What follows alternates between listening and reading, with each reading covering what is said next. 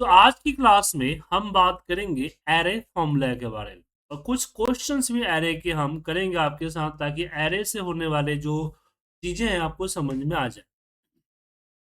सबसे पहले समझते हैं एरे होता क्या है। देखिए, एरे का मतलब होता है सिक्वेंसली अरेंज करना।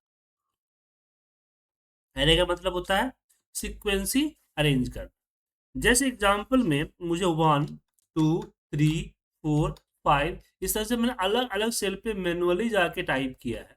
मैं ये इकट्ठे एक ही सेल पे कर्ली ब्रैकेट में 1 2 3 4 5 कर दूं और कर्ली ब्रैकेट क्लोज करूं, तो आप देखेंगे कि सेम उसी तरह से आपके अलग अलग कॉलम्स में चले जाएंगे।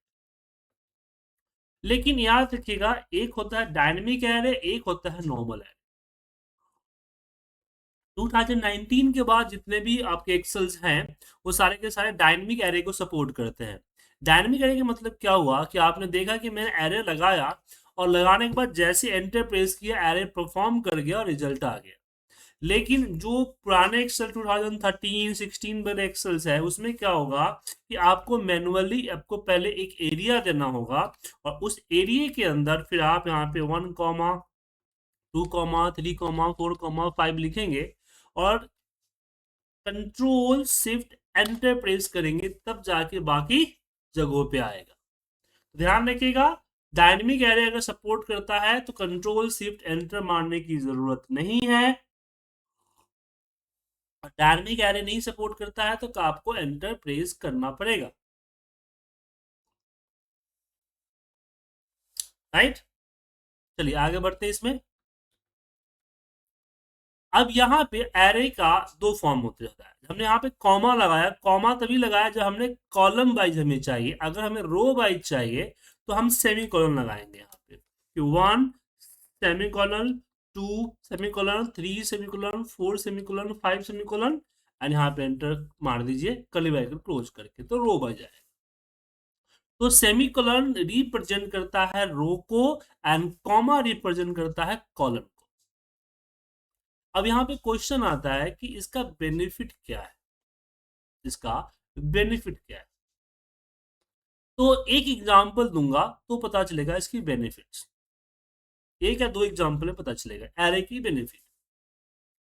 सबसे पहले एक बेनिफिट हम वी लुकअप के साथ करते हैं। तो मान लीजिए कि मुझे कहीं पे सिटी कोड रखा हुआ है, सिटी कोड है और सिटी है, और जैसे कि 1 1 तो दिल्ली होना चाहिए, 2 2 तो मुंबई होना चाहिए,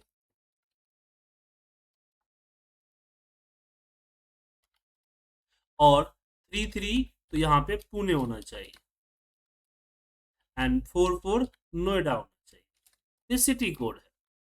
अब प्रॉब्लम ये है कि मेरे मेरे एक लोकेशंस में मैं यहाँ पे लगाता हूँ सिटी, डालता हूँ भाई कोड डाला और सिटी को लुकअप करना होता है। तो बोले इसके लिए कौन सी बड़ी बात है, मैं वी लुकअप लगाता हूँ, इसको सिलेक्ट करता हूँ और यहाँ डेटा को सिलेक्ट कर देता हूँ, कॉमा 2 0। अब यही प्रॉब्लम है, क्योंकि वी लुकअप के लिए मुझे इस एरिया पे डेटा को रखना पड़ता है और मैं इस एरिया पे डेटा को नहीं रखना चाहता, इस एरिया को नहीं रखना चाहता। समझ गया सर?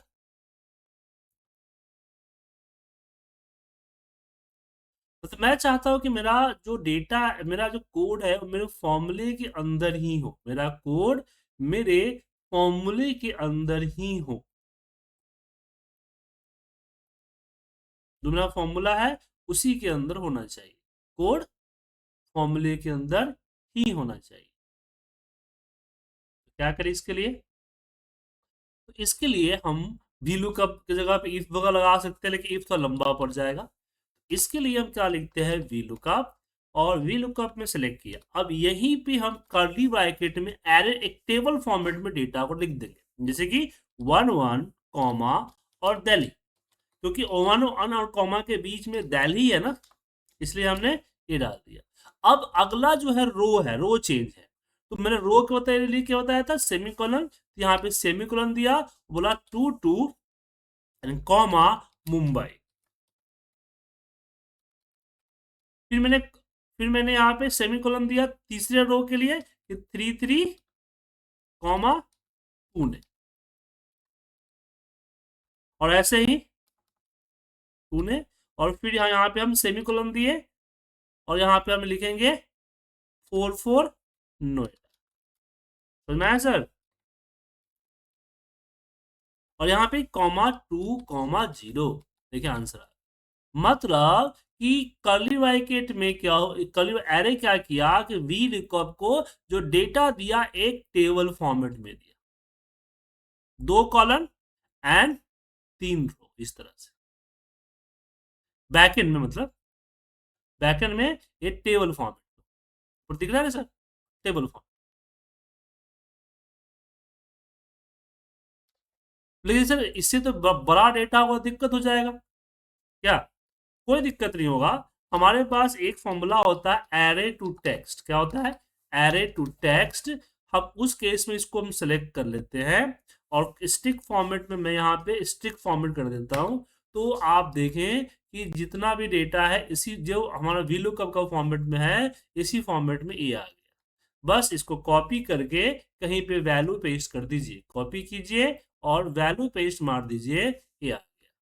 अब इसको लेके रख लीजिए वी लुकअप के, या फिर हो सके तो आप इसको डिफाइन नेम में दे दीजिए, डिफाइन नेम यहाँ पे dt, और यहाँ डाल दीजिए।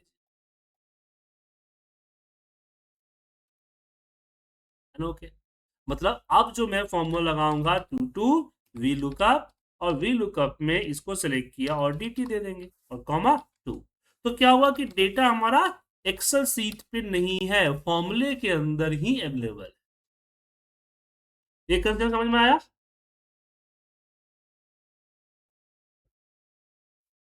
नीरज जी, संजीव जी, सफराज अली जी, साहू जी, कोई दिक्कत?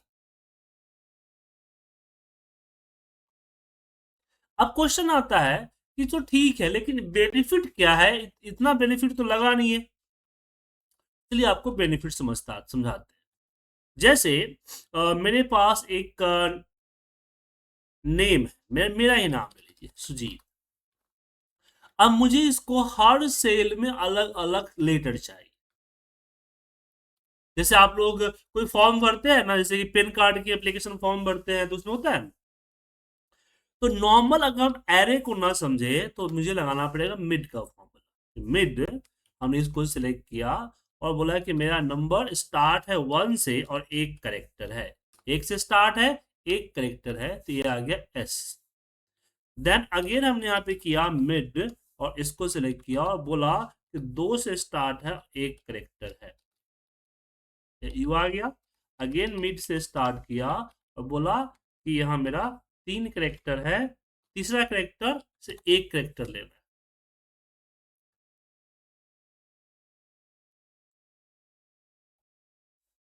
ठीक है, अगेन यहाँ पे मैं किया मिड, और यहाँ इसको सिलेक्ट किया और बोला मुझे चौथे करेक्टर से एक लेना है, मतलब यहाँ से चौथा करेक्टर ई गया और चौथा से एक ले लिया। और उसी तरह से यहाँ पे हमने लगाया मिड का फॉर्मूला, और बोला पांचवें करेक्टर से एक करेक्टर लेना है। तो आप देख पा रहे हैं कि सारे फॉर्मूला बिल्कुल सेम है ना? बस चेंज क्या है? एक नंबर चेंज है बीच का, जो कि सिक्वेंसली है। हालांकि सिक्वेंसली ना भी होगा तो कोई दिक्कत नहीं है। तो मुझे इसके लिए 6 बार फॉर्मूला लगाना पड़ा। दिख रहा है सर? यहां पे अगर हम एरे कंसेप्ट के साथ चलते हैं, तो एरे, इसको सिलेक्ट किया और कर्ली ब्रैकेट में दे दिया मैंने 1,2,3,4,5,6,7, 6 और यहाँ पे कॉमा 1 कर दिया। अब देखिए एक ही फॉर्मूला सारा काम कर दिया। तो ये होता है एरे। एरे जहां पे आप एक काम के लिए कई सारे फॉर्मूले लगा रहे हैं, उसी काम को वो कुछ एक सेल में, कई सारे फॉर्मूले ने एक सेल में लगाया जाता है। तो एरे के 3 चीजें होती है। पहला होता है डेटा सेपरेशन, जो आपने नंबर दिया और डेटा को सेपरेट किया। दूसरा होता है डेटा स्टोरेज, जो डेटा हमने स्टोर कर लिया, जैसे यहाँ पे हमने dt में किया ना, यहाँ पे डेटा स्टोर कर लिया। तीसरा होता है कैलकुलेशन। अब कैलकुलेशन का एग्जांपल देता हूं, फिर मैं आपको आगे बढ़ूंगा। मेरे पास कुछ नंबर्स हैं, अब इस नंबर से मुझे कुछ कैलकुलेशंस करने हैं। क्या कैलकुलेशन करनी है? तो कैलकुलेशन ये करना है,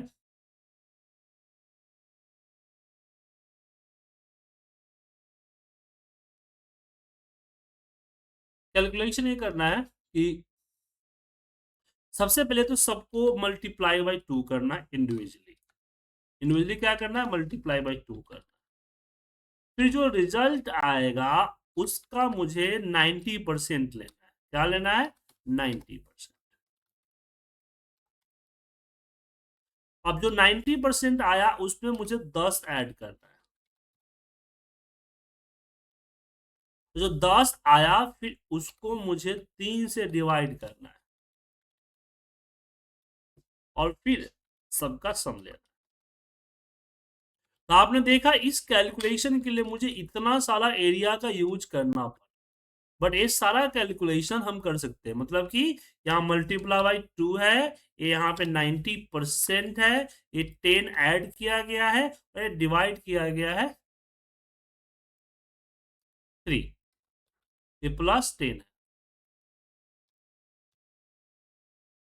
तो ये सारा काम हम कर सकते हैं। हमने दिया सम का फॉर्म यहाँ पे, इक्वल सम का फॉर्मूला, पूरे को सिलेक्ट किया, मल्टीप्लाई बाई 2, मल्टीप्लाई बाई 90% +10 और डिवाइड बाई 3।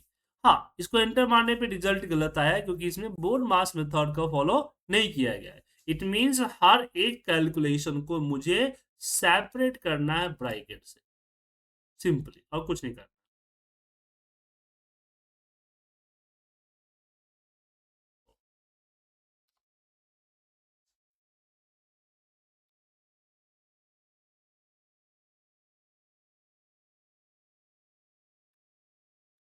आया सर? तो आप सोच सकते हैं कि विदाउट एरे हमने इतना सारा झमेला किया, और एरे के साथ आप देखिए कि हम इसको कैसे एक सेल में कर लिए। मैं पहले बता दूं, ये डायनेमिक, मेरा सिस्टम डायनेमिक एरे सपोर्ट करता है, जिस कारण से मुझे कंट्रोल शिफ्ट एंटर मारने की जरूरत नहीं पड़ी। बट आपको कंट्रोल शिफ्ट एंटर मारना पड़ सकता है अगर आपका सिस्टम 2013 16 10 इस तरह का हुआ तो। ठीक है?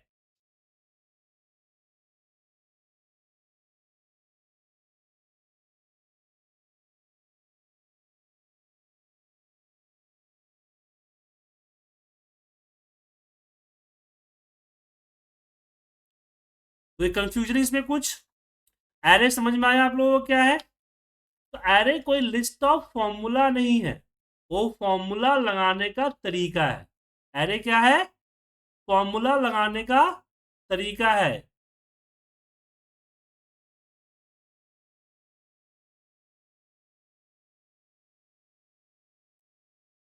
आप लोगों के पास क्वेश्चंस है, कुछ पूछना है तो पूछ सकते हैं।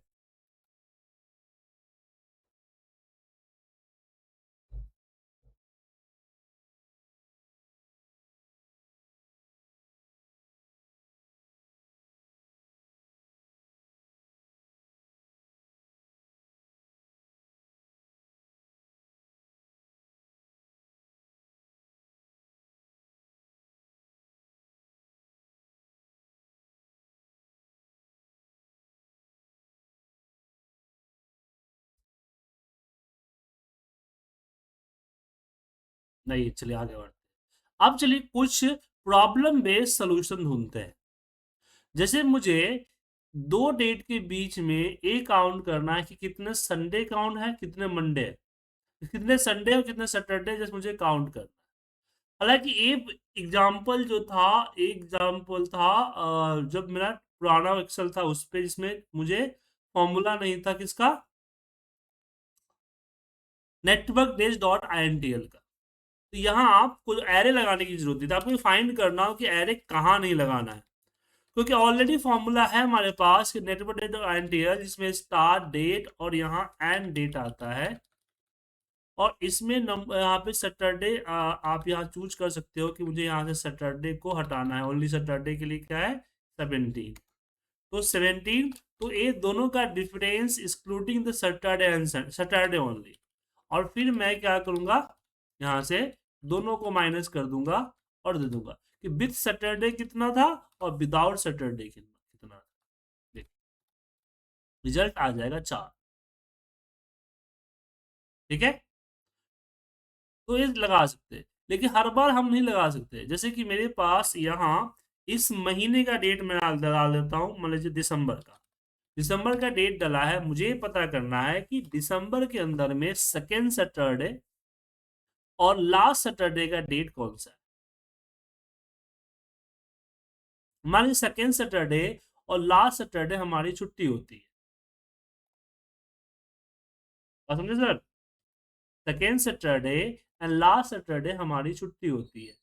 तो मुझे इसका ये पता करना है कि क्या है इसका टोटल डेट क्या है।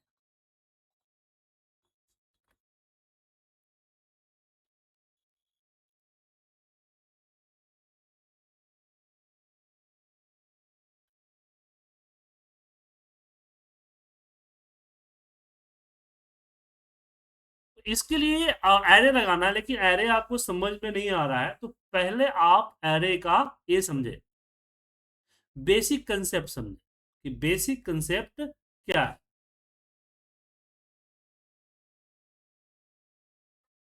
तो बेसिक कंसेप्ट में पहले मैनुअल करते हैं। तो सबसे पहले मुझे 1 दिसंबर से लेके 31 दिसंबर तक का डेट चाहिए।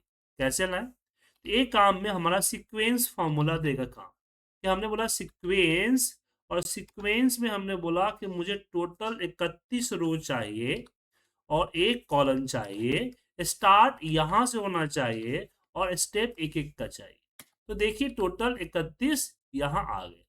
अब 31 हो की गारंटी नहीं है, तो क्या करेंगे, इस 31 के जगह पे हम डे का फॉर्मूला लगाएंगे। डे के अंदर देंगे ई ओ मंथ, और बोलेंगे कि इसमें इस महीने का लास्ट डेट निकाल दो। तो 31 अब डायनेमिक हो गया कि मैं जो भी डेट यहाँ डालूंगा, जैसे मान लीजिए मैं नवंबर का डेट डाला, तो आप देखेंगे कि 30 नवंबर तक ऑटोमेटिक आ गया, 1 दिसंबर नहीं हुआ। ठीक है सर, तो यहां से मैं चेंज कर सकता हूं।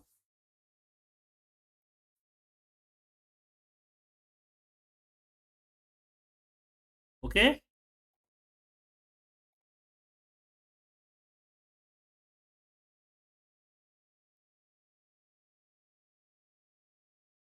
तो ये आ गया। अब मुझे इसका डे निकालना है, तो टेक्स्ट फॉर्मूला लूंगा और यहां पे दूंगा डी डी डी, तो डे निकल जाए। संडे है, मंडे, ट्यूसडे। अब मैं यहाँ इफ कंडीशन लगाऊंगा कि इफ अगर ए इक्वल टू सैटरडे है, क्या है, सैटरडे है, सैटरडे है, तो यहाँ पे ए दिख जाए, अदरवाइज फॉल्स छोड़ दिया। तो ये नंबर आ रहा है, लेकिन नंबर क्या, डेट है। अगर डेट में कन्वर्ट करेंगे तो ये डेट आएगा। अच्छा, इसमें हमने कॉमा लगा दी तो 0 आ रहा है, अब कॉमा हटा देंगे तो फॉल्स आए, मुझे फॉल्स चाहिए ना। अब मेरे पास एक फॉर्मूला है स्मॉल का। तो स्मॉल फॉर्मूला क्या करता है, जैसे कि मैक्स फॉर्मूला होता है ना, मैक्सिमम निकालता है, मिनिमम निकालता है, लेकिन मुझे सेकंड मैक्सिमम चाहिए, अब यहाँ पे थर्ड मैक्सिमम चाहिए। तो लार्ज और स्मॉल दो फॉर्मूले होते हैं। तो स्मॉल फॉर्मूला में हमने बोला कि दूसरा नंबर, इसके अंदर दूसरे नंबर वैल्यू है ना, वो दे देगा। यहाँ पे देखिए 8 नवंबर, या अगर मैं ये करूं 12 तारीख में, तो 13 दिसंबर हमारा सेकेंड सैटरडे था। 13 दिसंबर क्या था, सेकेंड सैटरडे था। ठीक है,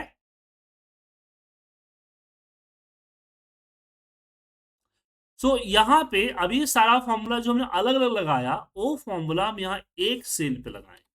यहाँ देंगे स्मॉल, स्मॉल के अंदर देंगे हम इफ, इफ के अंदर देंगे टेक्स्ट, और टेक्स्ट के अंदर देंगे सीक्वेंस।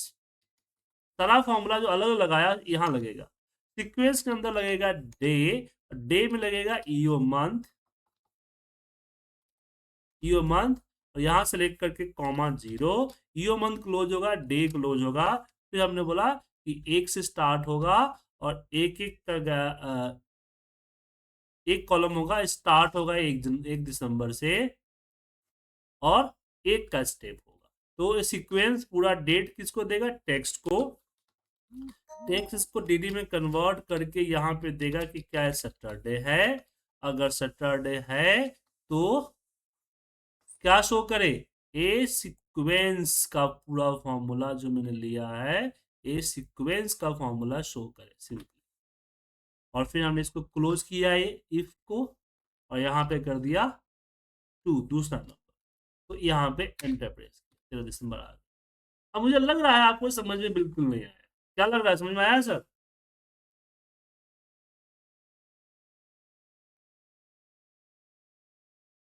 हम्म। तो यही बता रहा हूँ, ये तरीका पुराना था, लेकिन अगर नए एक्सेल की बात करें तो इसका यूज हम करेंगे एक लेट फॉर्मूला से। किससे करेंगे, लेट फॉर्मूला से। देखिए यहां से मैं इसको थोड़ा बड़ा करता हूँ, और हम एक फॉर्मूले को फॉर्मूले की तरह नहीं, बीवीए प्रोग्रामिंग की कोड की तरह लिखेंगे, मतलब कोड की तरह एक तरह से लिखेंगे। तो इक्वल किया मैंने लेट, LET लेट, ठीक है, और ऑल टेंटर प्रेस करके नीचे आया। सबसे पहले मुझे मेरे मेरे पास क्या है, स्टार्ट डेट है। तो यहाँ SD के जगह पे हमने चूज कर लिया इस डेट को।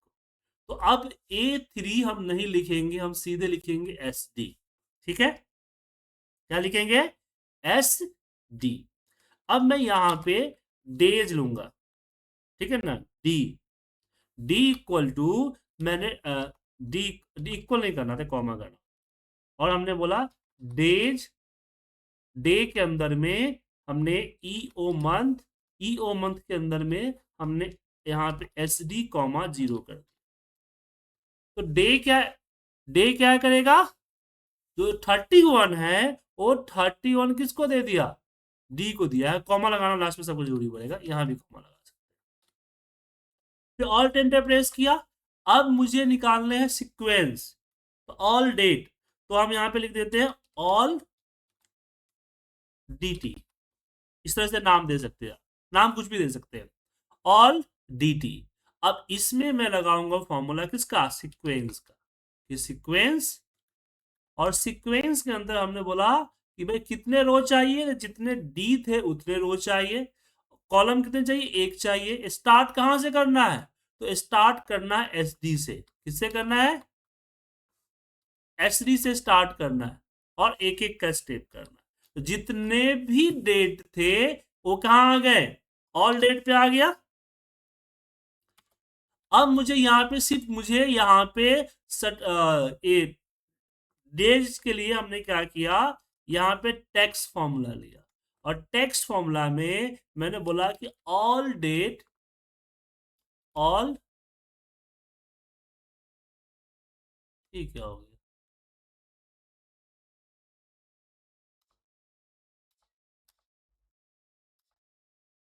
ए ए डबल ऑल, ये भी कॉमा छूटा है क्या, नहीं कॉमा तो नहीं छूटा है कहीं पे, ऑल DTE, कॉमा, आ दिया DDD, एक कन्वर्ट कर। अच्छा, डेज का ब्रैकेट क्लोज नहीं हुआ है, नहीं, यहाँ इसलिए दिक्कत कर रहा है। हम्म। तो जितने भी सैटरडे एंड संडे है वो निकाल के DS पे दे दिया। अब मुझे यहाँ पे क्या लेने हैं, सैटरडे डेट। तो यहाँ पे फिल्टर डेट करता हूँ, FD के नाम से बनाता हूँ फिल्टर डेट। और यहाँ पे मैंने क्या किया, लिखा if formula, if DS equal to Sunday, DS equal to Sunday, तो क्या रिटर्न करे, तो हमने बोला ऑल डेट रिटर्न करे, ऑल डेट रिटर्न करे, और बाकी हम यहाँ पे क्लोज कर दिए। ठीक है, तो फिल्टर डेट कहां चला गया, FD के ऊपर चला गया। अब फाइनली मैं यहाँ स्मॉल का फॉर्मूला लगाऊंगा और बोलूंगा कि F D equal to, F D के अंदर जाओ, दूसरा नंबर डेट निकाल के दे दो, ये हमारी रिजल्ट। अब यहाँ पे आपको समझने में आज दिक्कत नहीं होगी, इसको कोडिंग की तरह समझिए, मैंने स्टेटमेंट की तरह, कि मुझे सबसे पहले चाहिए 1 दिसंबर, तो हमने 1 दिसंबर को एसडी पे डाल दिया। अब मुझे अब 1 दिसंबर से लास्ट डेट चाहिए, नंबर ऑफ डे चाहिए कि दिसंबर में डेट कितना है, तो हमने ईओ मंथ लगाया और ईओ मंथ को डेज में डाल के डी पे आ गया, तो डी पे क्या स्टोर हो गया, 31 डेज स्टोर हो गया। अब मुझे पूरा इस तरह से 1 से लेकर 31 दिसंबर तक का डेट चाहिए, तो हमने यहाँ पे ऑल डेट नाम का फॉर्मूला कीवर्ड लिया और उसमें मैंने सीक्वेंस का फॉर्मूला जो यहाँ लगा था वो लगा दिया, तो जितने भी डेट 1 से लेकर 31 दिसंबर तक कहाँ आ गया, ऑल डेट पे आ गया। अब मुझे ऑल डेट में सैटरडे संडे मंडे को कन्वर्ट करना है, तो मैंने डीएस लिया और डीएस में क्या कर दिया, सैटरडे संडे मंडे कैलकुलेट कर दिया। अब यहाँ पे मैं फिल्टर करके डेट निकालना चाहता हूँ कि सैटरडे या संडे वाला डेट पूरा निकल जाए, तो इफ कंडीशन मैंने भी दिया कि if DS equal to Sunday, तो ऑल डेट रिटर्न कर दे, तो ऑल डेट रिटर्न कर दिया किसके ऊपर, एफडी के अंदर। अब मैं एफडी में से सेकेंड डेट निकाल लिया, या फिर मैं यहाँ पे कर सकता हूँ लार्ज का फॉर्मूला, लार्ज में हमने 1 कर दिया, तो सबसे हाईएस्ट या मैक्स का फॉर्मूला लगा दीजिएगा, तो हाईएस्ट मैक्सिमम ले लेगा आपको, लास्ट डेट और संडे या सेकेंड संडे वो आप निकाल सकते हैं। तो फॉर्मूला को आप इस तरह से ट्रेडिशनली लिख सकते हैं, तो थोड़ा सा कॉम्प्लिकेटेड होगा, जिस सीक्वेंस हमने इस तरह से बढ़ते हुए क्रम में लगाया था, लेकिन जब हमने एरे लगाना हुआ तो इसको घटते हुए क्रम में हमने स्मॉल से शुरू किया, स्मॉल के अंदर किससे लिया, इफ से लिया, इफ के अंदर कौन कौन फॉर्मूला दे रहा है, टेक्स्ट दे रहा है, टेक्स्ट के अंदर कौन दे रहा है, सीक्वेंस दे रहा है, तो पूरा उसी तरह से मैंने लगाया एरे। थोड़ा सा कॉम्प्लिकेटेड हो सकता है, तो आप इस मेथड का यूज कर सकते हैं लेट फॉर्मूले के साथ। अब लेट फॉर्मूला लिखने में थोड़ा दिक्कत कर सकता है, तो उसका भी जुगाड़ है, बताओ। अब यहाँ पे आइडेंटिफाई कीजिए कि इसमें एरे लगेगा कि नहीं लगेगा। मान लीजिए कि मैंने कोई काम 10 सितंबर को शुरू किया सुबह 10 बजे, और मैं उसको 20 सितंबर को खत्म कर दिया 14 बजे, ठीक है। तो आप बताइए, अब मुझे यहाँ पे आपको ये बताना है कि कितना घंटा हमने काम किया इस प्रोजेक्ट पे, मेरी शिफ्ट जो है 9 to 13 है, कितना घंटा काम किया। तो इसके लिए एरे लगाने की जरूरत नहीं है, मैनुअल निकल जाएगा आपको, कि भाई पहले तो आपने आवर निकाल लीजिए कितना घंटा आप काम करते हैं, तो 9 घंटा हमारी काम होती है। अब मुझे यहाँ पे नेटवर्क डेज या network days dot I N T L जो है वो ले लेते हैं, लेकिन यहाँ क्या मंडे टू फ्राइडे है, तो नेटवर्क डेज ले लिया हमने, start date comma end date किया, एंड डेट, तो इनके बीच में टोटल वर्किंग डेज निकल के आ गया। अब मैं 9 घंटा हमारा काम होता है, तो अब मैं क्या करूंगा कि इसको मल्टीप्लाई कर दूंगा 8 से, तो आ गया 72 घंटे बाद, सही है। अब जिस दिन काम किया था, काम स्टार्ट किया था, तो 10:30 पे स्टार्ट किया था ना, किस पे स्टार्ट किया था, 10:30 पे, तो कितना घंटा इस दिन काम किया, तो 18 माइनस 10:30, तो 7 घंटे इस दिन काम किए, और जिस दिन में काम दिया उस दिन में 14 दिया, तो कितना घंटा काम किया, तो जो समय पे दिया माइनस उस जिस समय पे जहां से हमारा स्टार्ट हुआ, तो 5 घंटे। तो अब 72 घंटे में ये 7:30 और 5 PM घट कर दीजिए, तो 84 घंटे 30 मिनट हमने इस प्रोजेक्ट पे काम किया। अब इसको हमने अलग अलग निकालना है, आप फॉर्मूला कंबाइन करके एक साथ निकाल दीजिए, क्या समझ जल्दी जी।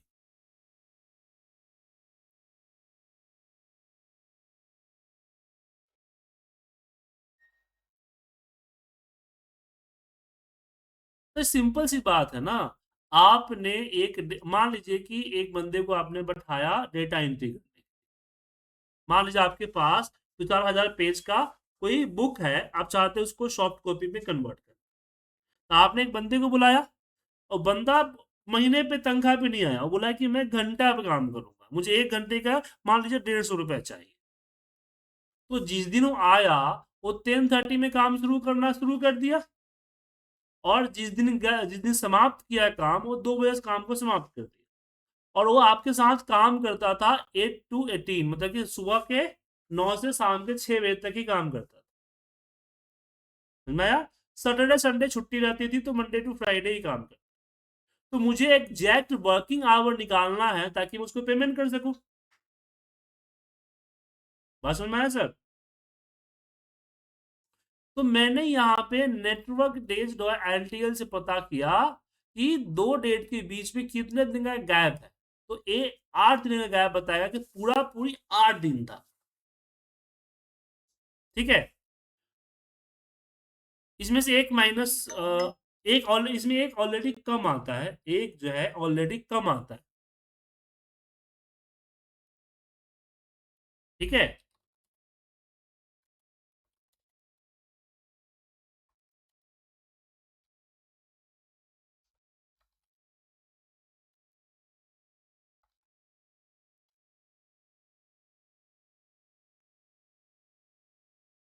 तो इसलिए अब ये हो गया, एक कम आता है तो इसमें से एक माइनस करना पड़ेगा। सॉरी, एक माइनस कर दिया, 2 दिन कम हुआ ना, एक दिन तो पूरा ये नहीं था, और जिस दिन उठाया उस दिन का पूरा नहीं था, तो एक हमने माइनस कर दिया।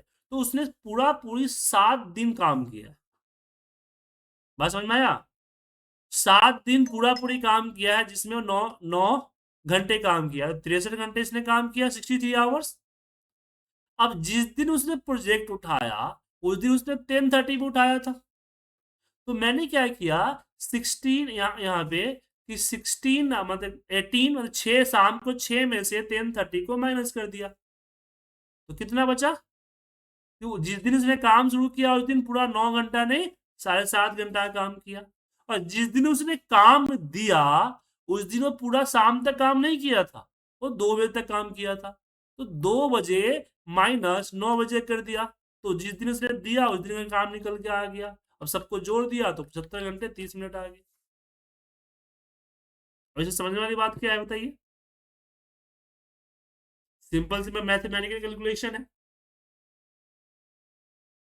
चलिए, बट यही आपको करना है, क्या है कि इस सारे फॉर्मूले को अब एक सेल में कंबाइन कर, क्या करना, कंबाइन कर सारे फॉर्मूले।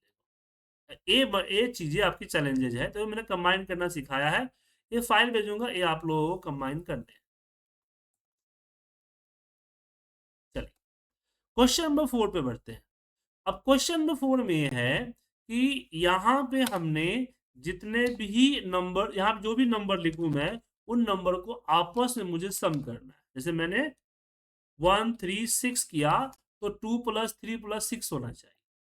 अब इसके लिए हम यूज करेंगे, इससे पहले जो मैंने आपको एग्जांपल दिया था मिड वाला, याद होगा, इसका यूज करेंगे। मतलब सबसे पहले हम एक एक सेल को क्या करेंगे, एक एक नंबर को अलग अलग सेल में कंबाइन करेंगे।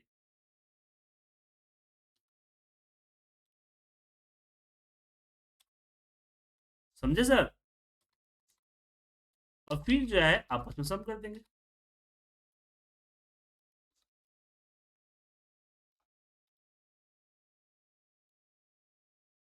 चलिए, तो सबसे पहले मैंने मिड का फॉर्मूला लगाया, इसमें सेलेक्ट किया और कॉमा कर्ली ब्रैकेट में किया कि यहाँ पे 1 2 3, और यहाँ पे दे दिया मैंने 1। तो क्या करेगा, हर सेल में अलग अलग नंबर कर दे। ठीक है, फिर इसको मैं मल्टीप्लाई बाय 1 करूंगा। इससे मल्टीप्लाई 1 से क्या होगा, ये नंबर में कन्वर्ट हो जाए, क्योंकि अगर मैं इस पे सम फॉर्मूला लगाऊं तो सम फॉर्मूला सम नहीं देगा, क्योंकि नंबर्स को सम नहीं करता है। लेकिन जब मैं इसको सम फॉर्मूला लगाऊंगा तो सम दे देगा। अब यही कंसेप्ट मुझे एरे में करना है, तो कैसे करेंगे, देखिए, इसको रीड कर, फाइनल फॉर्मूला क्या दे रहा है रिजल्ट, फाइनल फॉर्मूला क्या रिजल्ट दे रहा है,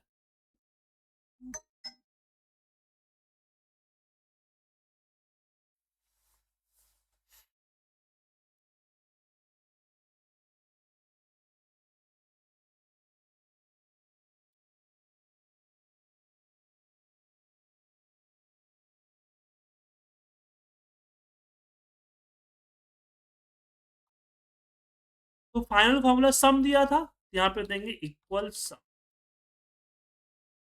ठीक है, सम, सम के अंदर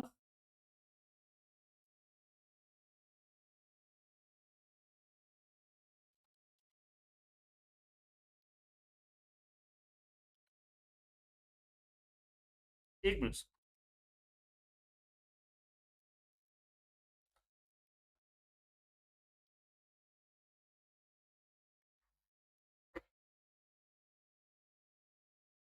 सम के अंदर दिया मिड, मिड के अंदर इसको सेलेक्ट किया, और कर्ली ब्रैकेट में दिया मैंने, कितने डिजिट है, 3, 307, 1, 2, 3, 4, 5, 6, 7 एंड कॉमा 1 किया। मिड का जो रिजल्ट आया उसमें मल्टीप्लाई बाय 1 कर दिया और एंटर मार दिया। देखिए रिजल्ट 33 आ गया। रिजल्ट क्या आया? लेकिन ये जो मैंने मैनुअली 1, 2, 3, 4, 5 दिया, ये थोड़ा दिक्कत है। इसके जगह पे हम क्या कर देंगे, सीक्वेंस फॉर्मूला। सीक्वेंस टोटल कितने चाहिए, तो हमने बोला लेन,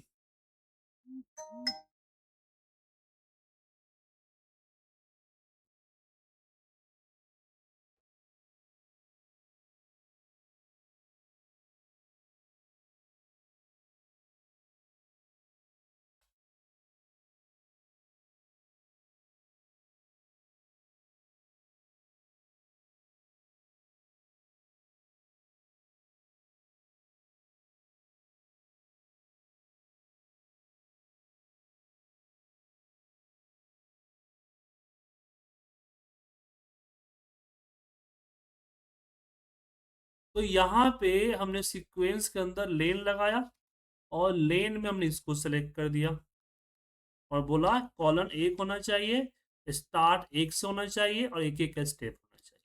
तो सीक्वेंस फॉर्मूले ने क्या दे दिया, ये नंबर दे दिया। देखिए ये पूरा डायनेमिक हो गया। अब फॉर्मूला कोई समझ में ना आए तो आप क्या कर सकते हैं,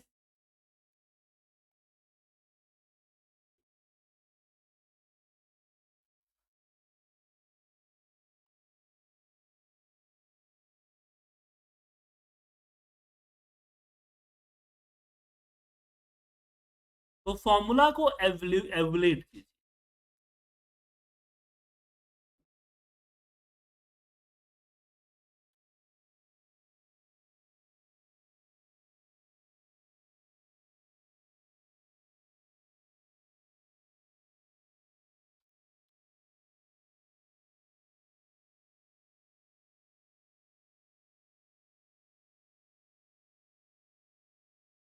ठीक है सर, यहाँ देखिए सीक्वेंस रहा, नंबर, लेन लिया, सीक्वेंस से पूरा दे दिया 7 तक, फिर मिड अलग अलग किया, मल्टीप्लाई वन इसको नंबर में कन्वर्ट किया, फिर सम में समा। समझ में आया सर?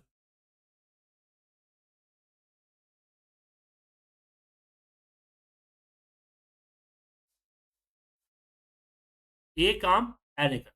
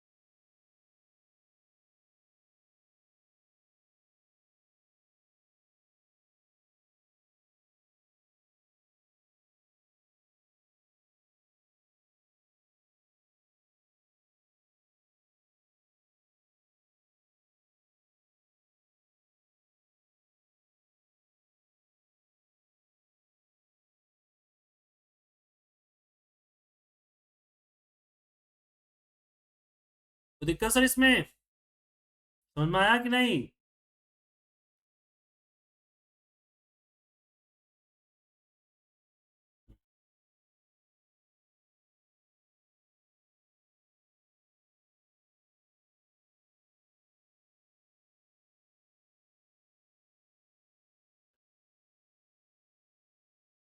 Question number 7। अब जो नाम दिख रहा है ना मुझे, इस सारों नाम के अंदर मुझे डैश डाल, जो भी नाम लिखूं वो हर एक लेटर के बाद डैश रहता है, तो बिल्कुल इसी तरह से होगा।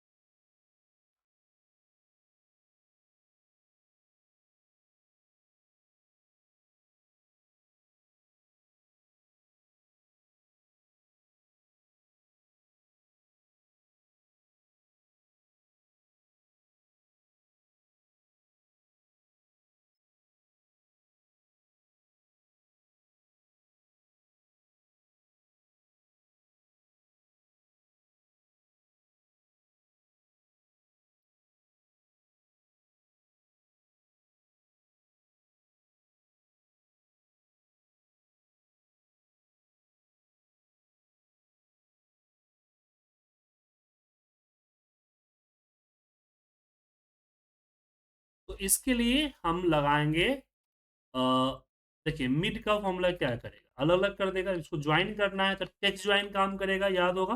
टेक्स्ट ज्वाइन हमने बोला ए होना चाहिए, और हमने बोला ब्लैंक हो जाए, हट जाए। फिर मैंने मिड का फॉर्मूला लगाया और इसको लिया, और वही फॉर्मूला इस्तेमाल किया सीक्वेंस का। सीक्वेंस,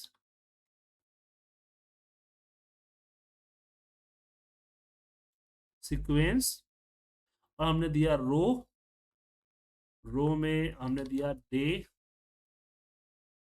डे के अंदर दिया हमने, नहीं रो, एक मिनट, रो चाहिए ना तो लेन लगेगा, लेन, लेन लिया, ए लेंथ आ गया। और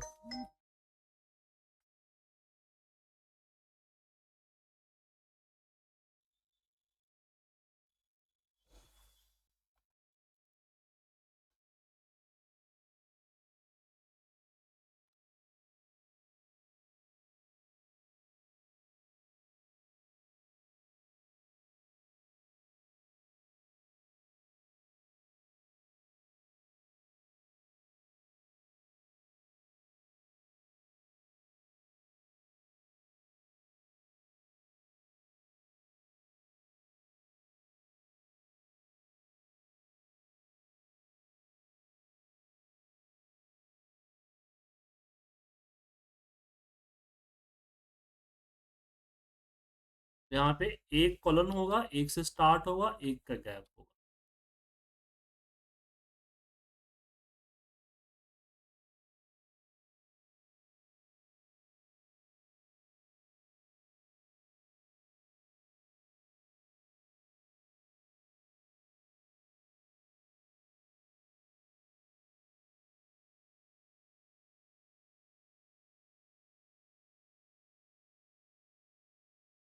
और फिर यहाँ पे एक करेक्टर गैप दे दिया, कॉमा, एंटर प्रेस किया, ये कॉमा गैप आ गया, डैश करना चाहिए।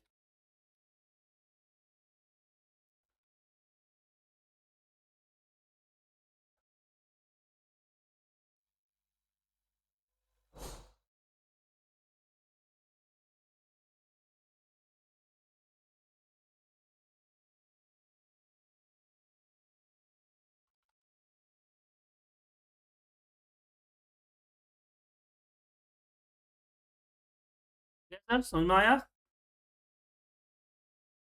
क्वेश्चन नंबर 6 की तरफ बढ़ें, तो ये नंबर स्टैक करना है। तो नंबर स्टैक करने के लिए तो ऑलरेडी एक्सेल में फॉर्मूला आ चुका है, क्या है? टेक्स्ट के अंदर में रैग स्ट्रैक, इसको लीजिए, इसको सेलेक्ट किया, पैटर्न हमने बोल दिया 0 to 9, ठीक है। और रिटर्न मोड हमने बोल दिया 1 है शायद, चार नंबर अलग अलग आ गया। अब इसको टेक्स्ट ज्वाइन के जरिए आप कर दीजिए इकट्ठा, टेक्स्ट ज्वाइन, कुछ नहीं करना है, और ट्रू करना है, और यहाँ पे एंटर आ गया 0 1 2 3। तो टेक्स्ट ज्वाइन ऑलरेडी है। क्वेश्चन नंबर 7 में आते हैं। अब ये थोड़ा सा देखिए ट्रिक है इसमें। ट्रिक क्या है इसमें?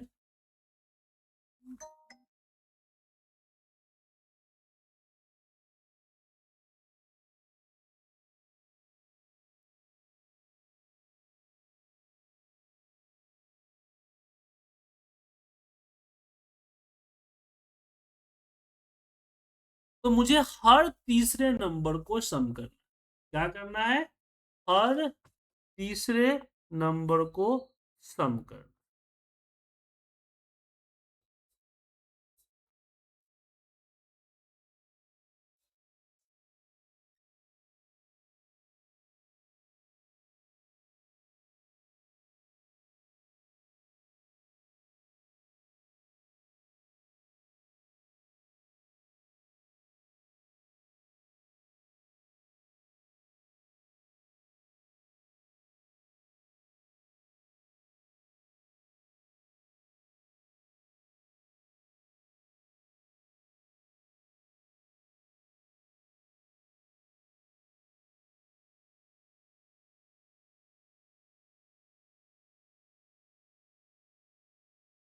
कैसे करें?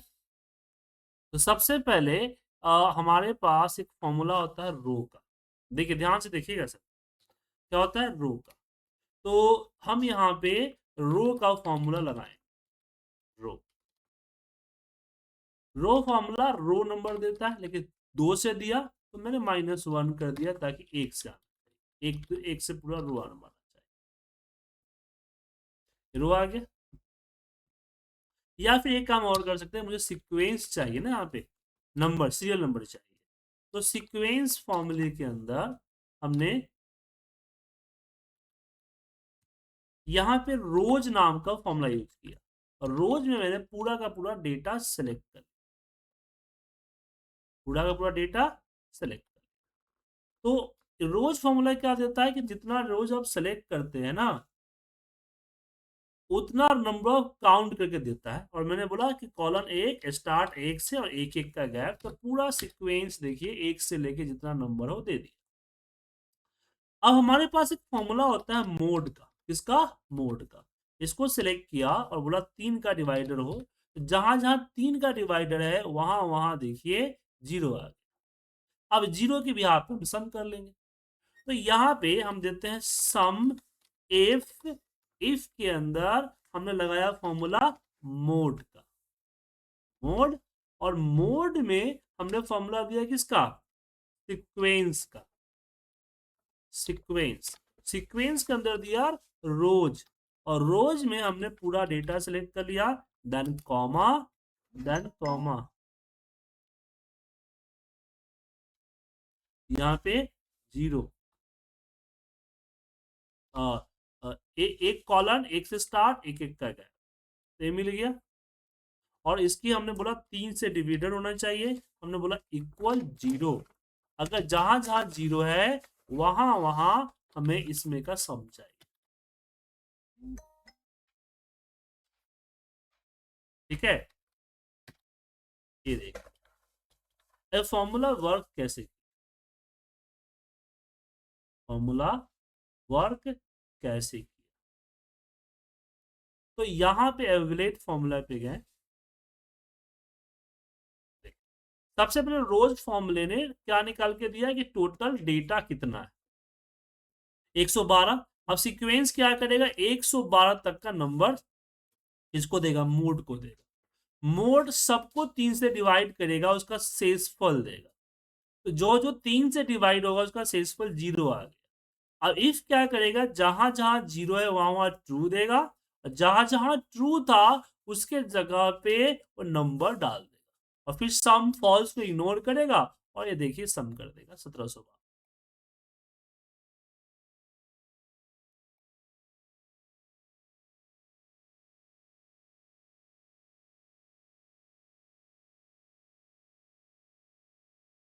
ठीक है।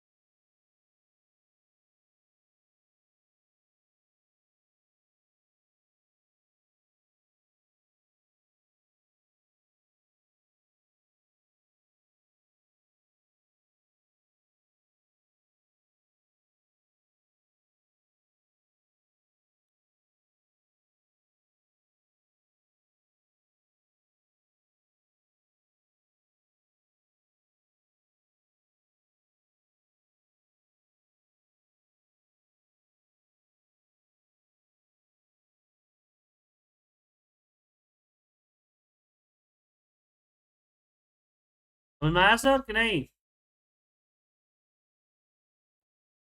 अब यहाँ पे 3 क्वेश्चंस जो है मैं चाहता हूँ 11 छोड़ दीजिए 10, 3 क्वेश्चंस आप खुद बनाएं। नहीं 10 छोड़ दीजिए 11 है, 3 क्वेश्चंस जिसमें एक क्वेश्चन बना हुआ है उसको आपको समझना है। ये है कैलेंडर, दिख रहा है सर? हर महीने का, हर साल का कैलेंडर आपको यहाँ दिख जाएगा। और यहाँ पे दिसंबर कीजिए, दिसंबर का कैलेंडर, एक कैलेंडर बना हुआ है, फॉर्मूला डला हुआ है, ठीक है, दिख रहा है आपको? और यहाँ नेम डिफाइन किया हुआ है, तो नेम डिफाइन में देख सकते हैं कि जैन जहाँ यहाँ पे जैन टू दिसंबर यहाँ पे आता है, ये मंथ हो गया, ये आपका मंथ हुआ, ये बना।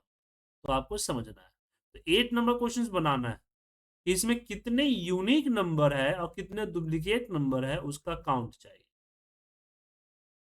दूसरा एक कैलेंडर समझना है, और तीसरा क्या है कि जो मैं लास्ट में टाइप करता हूं वही ऊपर आना चाहिए, ठीक है, यहाँ पे सबसे लास्ट वैल्यू मुझे ऊपर शो होनी चाहिए। तो 2 चीज आप लोगों को करनी है, और ये फॉर्मूला आप लोगों का हो जाएगा खत्म। अब